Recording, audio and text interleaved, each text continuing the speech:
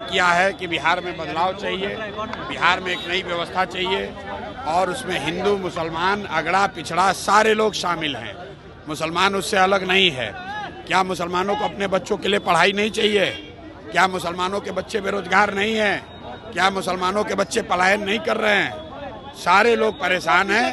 अभी तक उनके पास अवसर नहीं था, रास्ता नहीं था, तो कहीं ना कहीं भाजपा और नीतीश से डर के उनको लालू जी को वोट देना पड़ता था।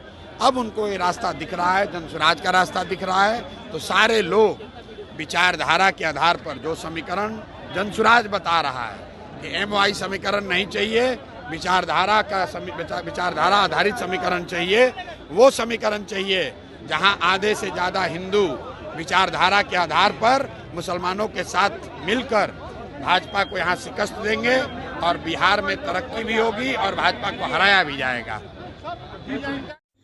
प्रशांत किशोर मुस्लिम समाज को बीजेपी को हराने का मंत्र बता रहे हैं।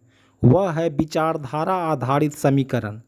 पहले मुस्लिम बीजेपी और नीतीश से डरकर लालू को वोट देते थे। किया है कि बिहार में बदलाव चाहिए, बिहार में एक नई व्यवस्था चाहिए और उसमें हिंदू, मुसलमान, अगड़ा पिछड़ा सारे लोग शामिल हैं। मुसलमान उससे अलग नहीं है। क्या मुसलमानों को अपने बच्चों के लिए पढ़ाई नहीं चाहिए? क्या मुसलमानों के बच्चे बेरोजगार नहीं हैं?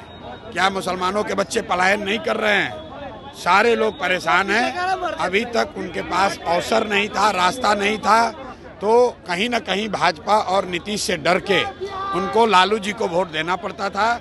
अब उनको ये रास्ता दिख रहा है, जनसुराज का रास्ता दिख रहा है, तो सारे लोग विचारधारा के आधार पर जो समीकरण जनसुराज बता रहा है कि MOI समीकरण नहीं चाहिए, विचारधारा आधारित समीकरण चाहिए, वो समीकरण चाहिए जहां आधे से ज़्यादा हिंदू विचारधारा के आधार पर मुसलमानों के साथ मिलकर भाजपा को यहाँ शिकस्त देंगे और बिहार में तरक्की भी होगी और भाजपा को हराया भी जाएगा। कि रेवंत रेड्डी को बिहार में राहुल गांधी और कांग्रेस या गठबंधन के लोग अगर प्रचार कराने लाए हैं या उनका चेहरा या उनको दिखा रहे हैं या मंच पर बैठा रहे हैं, तो ये दिखाता है कि ये लोग बिहार के बारे में क्या सोचते हैं। रेवंत रेड्डी वही आदमी है जिसने कहा कि बिहार के लोगों का DNA मजदूरी करना है। इसने बताया कि बिहार के लोगों का DNA तेलंगाना के लोगों के DNA से कम है, खराब है। ऐसे व्यक्ति को अगर कांग्रेस और गठबंधन बिहार में लाकर मंच पर बैठा रही है, तो बिहार के एक एक व्यक्ति की ये जिम्मेवारी है कि इनको यहाँ से उठाकर तेलंगाना में वापस फेंका जाए, ताकि इनको याद रहे कि अगर बिहार के लोग सिर्फ मजदूरी करने के लिए पैदा हुए हैं, तो फिर यहाँ बिहार में आकर वोट क्यों मांग रहे हो। 20 वर्ष मुख्यमंत्री रहने के बाद चुनाव के 20 दिन पहले अगर आप औद्योगिक नीति की घोषणा कर रहे हैं, तो ये दिखाता है कि आपने 20 वर्ष कुछ नहीं किया है। और ये दूसरी बात ये दिखाता है कि बिहार में जनसुराज का इतना डर है कि अब मोदी जी भी आकर पलायन की बात कर रहे हैं, तेजस्वी यादव भी पलायन की बात कर रहे हैं।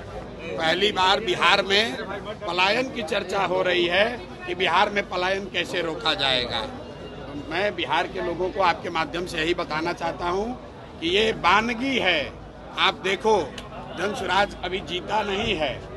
जनसुराज के प्रयास से, आपके सिर्फ खड़ा हो जाने से 400 रुपया का पेंशन 20 वर्ष में जो 410 नहीं हुआ वो 1100 हो गया। आंगनवाड़ी आशा वर्कर का मानदेय डबल हो गया। रसोईया की सैलरी बढ़ गई। अगर बिहार के लोग खड़े होंगे, लोकतंत्र जिंदा होगा। तो अभी शुरुआत है, आगे आगे देखिए होता है क्या। छठ के बाद बिहार का कोई युवा मजबूरी में 10-12 हजार रुपए के रोजी रोजगार के लिए बिहार छोड़कर बाहर नहीं जाएगा। जनसुराज की व्यवस्था बनी और बनने जा रही है, तो ये चीज लागू हो जाएगा। देखिए, मैंने आपको पहले कहा है कि पिछले 3 वर्षों में पटना की सड़कों पर बिहार के लोग पीटे गए हैं। चाहे जो भी गया हो, सरपंच गए, मुखिया गए, अभ्यर्थी गए, टिकटार्थी गए, आंगनवाड़ी सेविका गई, आशा गई, जो गया उसको नेताओं ने, नीतीश कुमार ने लाठी से मरवाया।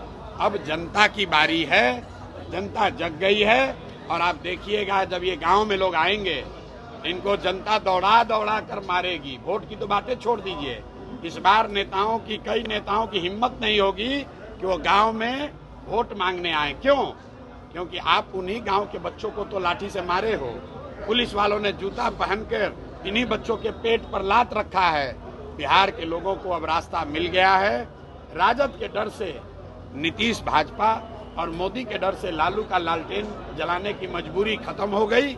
अब एक नई व्यवस्था बन रही है, जनसुराज की व्यवस्था, जिसमें बिहार के बच्चों के लिए रोजगार है, जिसमें बिहार के बच्चों के लिए शिक्षा है और जिसमें सबसे बढ़कर इस बात की गारंटी है कि बिहार से पलायन साल भर के अंदर बंद।